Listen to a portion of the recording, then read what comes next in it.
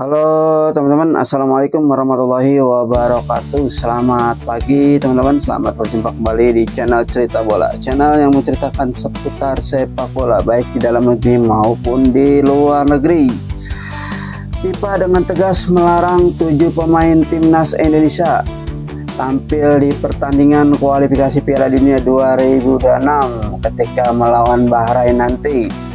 Oke teman-teman, sebelum kita bahas, jangan lupa di like, komen, dan subscribe channel ini, channel baru, channel yang menceritakan seputar sepak bola baik di dalam negeri maupun di luar negeri. Teman-teman, FIFA melarang secara tegas 7 pemain timnas Indonesia ini untuk tampil nanti melawan Bahrain. Jika hal ini terjadi, timnas Indonesia akan kembali tampil dalam laga lanjutan putaran ketiga kualifikasi Piala Dunia 2026 zona Asia. Teman-teman, timnas Indonesia akan bertandang terlebih dahulu ke markas Australia di Sydney Football Stadium pada 20 Maret 2025. Teman-teman,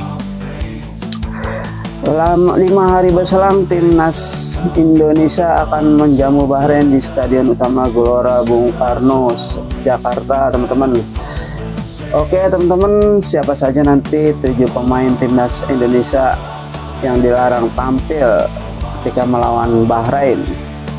Mari kita simak terus videonya sampai selesai. Menghadapi 2 pertandingan tersebut, skuad Garuda akan memasuki era baru dengan Patrick Kluivert yang menjadi nahkoda tim nasional Indonesia atau pelatih tim nasional Indonesia. Sebelumnya PSSI telah resmi memecat Sintayong setelah kurang lebih 5 tahun menangani timnas Indonesia.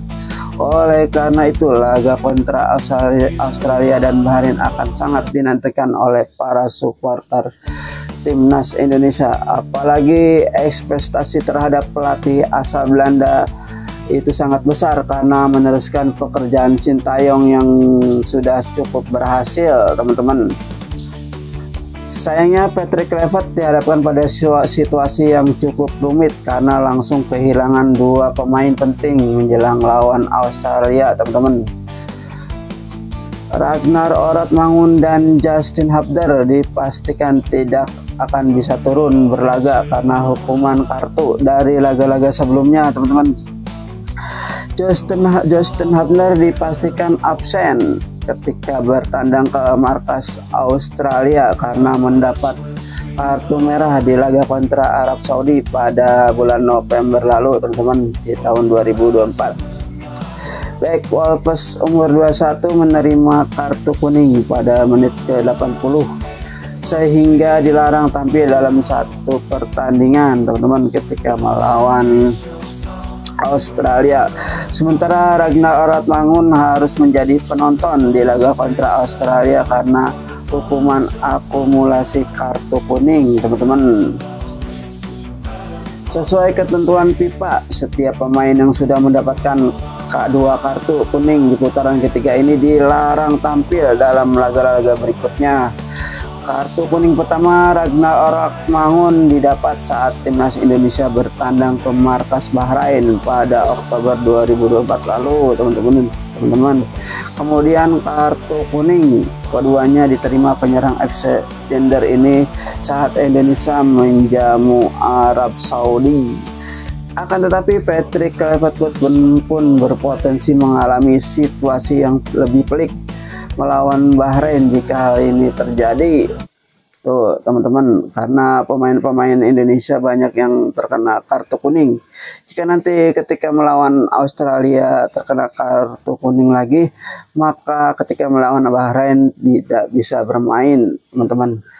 Timnas Indonesia berpotensi akan kehilangan 7 pemain sekaligus jika menerima kartu kuning di pertandingan melawan Australia. Tuh teman-teman, saat ini ada 7 pemain timnas Indonesia yang sudah menerima kartu kuning dalam putaran kualifikasi Piala Dunia 2026 lalu, teman-teman. Jika kembali mendapatkannya di laga kontra Australia, salah satu atau beberapa pemain tersebut akan langsung absen, teman-teman, ketika melawan Bahrain nanti. Makanya timnas Indonesia pemainnya harus hati-hati ketika melawan Australia. Jangan sampai kena kartu kuning lagi teman-teman. Kalau kena kartu kuning lagi maka 7 pemain tersebut tidak akan bermain ketika melawan timnas Bahrain di Jakarta nanti. Nama pertama yang berpotensi absen adalah Martin Paes. Dia menerima kartu kuning di pertemuan pertama kontra Arab Saudi. Selanjutnya ada sang kapten Jai Ijaz teman-teman, yang sudah mengantongi 1 kartu kuning saat Indonesia tumbang dari timnas Cina ketika melawan China teman-teman. Nama berikutnya yang berpotensi absen yaitu Calvin Verdong. Dia sudah menerima kartu kuning teman-teman di pertemuan ketika melawan Arab Saudi. Muhammad Ferrari pun saat ini dalam ancaman absen karena menerima kartu kuning saat menghadapi Arab Saudi pada pertemuan pertama. Nama berikut yang terancam absen di laga kontra Australia adalah Ivar Jenner. Saat jauh ini dia sudah mendapatkan 3 kartu kuning teman-teman. Berikutnya ada juga Nathan Joaon yang sudah mengoleksi 1 kartu kuning saat menghadapi Arab Saudi di pertemuan kedua teman-teman. Kartu kuning Marcelino Ferdinand didapat saat timnas Indonesia bermain menghadapi Bahrain. Hal ini membuatnya terancam absen seperti 6 nama lainnya teman-teman tuh.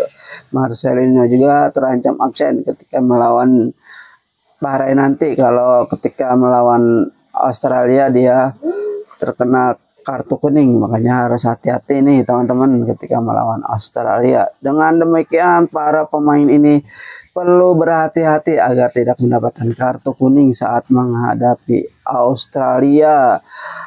Hal ini agar mereka tetap bisa bermain saat timnas Indonesia menjamu Bahrain di depan puluhan ribu pendukungnya sendiri nanti di Stadion Gelora Bung Karno Jakarta. Nanti pada tanggal 25 Maret kita akan menghadapi timnas Bahrain teman-teman. Semoga kedepannya bisa berjalan lancar timnas Indonesia ketika melawan Australia dan Bahrain.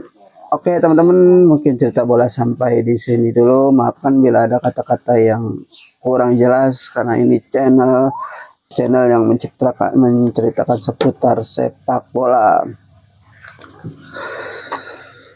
Terima kasih, semoga terhibur dan bermanfaat. Jangan lupa di like, komen, dan subscribe. Terima kasih. Wassalamualaikum warahmatullahi wabarakatuh. Bravo sepak bola Indonesia. Maju terus sepak bola Indonesia.